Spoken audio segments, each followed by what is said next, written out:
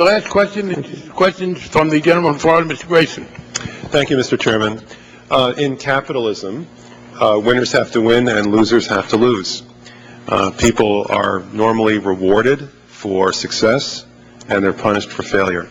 Now, we went through an experience where between the middle of 2007 and the end of 2008, that 18-month period, we lost $12 trillion in our country's net worth. According to the Federal Reserve figures, the net worth of America dropped from 62 trillion to 50 trillion by 20% in the last 18 months of the Bush administration.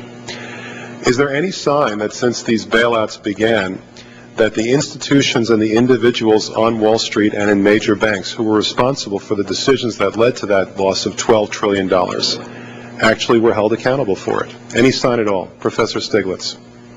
No. Ms. Minow. No. Professor Babchak. I think some of them lost their positions, some of them lost money, but by and large they have not been held sufficiently accountable.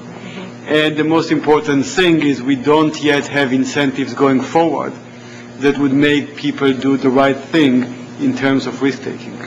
Well, you raise an interesting point. I actually asked the head of AIG who actually were the people responsible for their losses that led to the government bailout, and he wouldn't even tell me their names.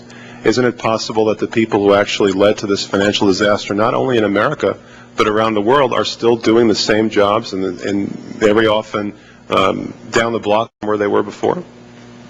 I think in fairness, some of the key people did lose their positions. Some of the top people at AIG are no longer there. But I think that I agree with your sentiment that probably they have not been held sufficiently accountable. And most importantly, many of them have been able to pocket and still keep large amounts of money that were based on results that they had in 2006 and 2007, which were disastrously reversed in 2008.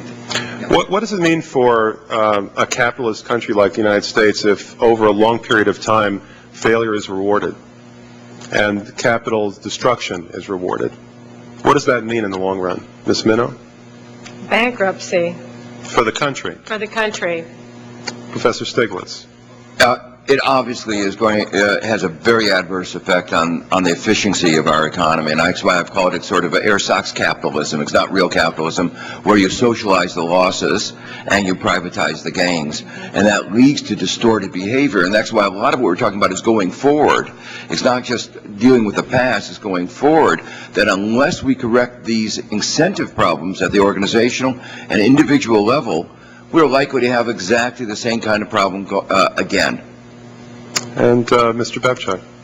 I completely agree. The difference between what Professor Stiglitz called ersatz capitalism and real capitalism is very substantial and costly for the country's well-being. Now, on Wall Street, the gearing, the ratio between assets and equity is often 10 to 1 or more, right? Professor Stiglitz? But if it were only 10 to 1, I think we would think of that as very conservative.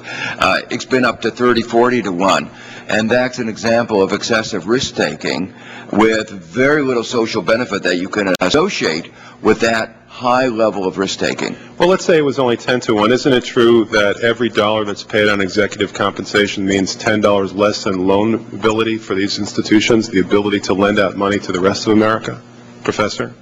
Yeah, we were talking about that at the beginning of the hearing, that money that goes out in bonuses is money that's not available in the, you might say, the net worth of the bank, and therefore not available as the basis of the leverage that the bank can lend out. Now, do the managers of these institutions on Wall Street and the big banks around the country have any incentive at all in an economy that's based on incentives like America's, any incentive at all to economize on their own compensation? Ms. Minow? No, I think it's the sky's the limit. Professor Stiglitz? The incentives are distorted. We've been talking about what would happen if they had long-run incentives, if they had more really effective long-run incentives, and they really don't have these kind of really effective incentives.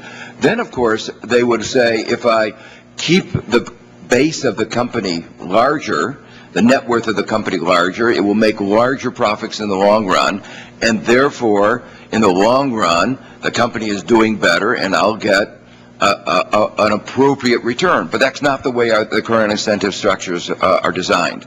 Mr. Babchak? Yes, they don't have the right incentives. Privately, they would be better off having larger compensation, even at some cost to the shareholders. We have seen this in firms that were making decisions whether to return top funding. And it seemed that some executives were eager to return top funding, even when that was costly to their shareholders, as evidenced by market reactions, in order to get out of the restrictions that top funding had on the compensation. Thank you, Mr. Chairman. I thank the witnesses. We'll take further